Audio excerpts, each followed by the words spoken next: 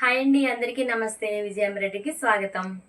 ఇదిగోండి ఈరోజు నేను వేసిన వర్క్ అండి, కట్ వర్క్ అండి. ఇదిగోండి ఈ శారీకి మ్యాచింగ్ వేసాను. ఇదిగోండి హ్యాండ్స్ బ్యాక్ ఫ్రంట్ కంప్లీట్ అయ్యిందండి.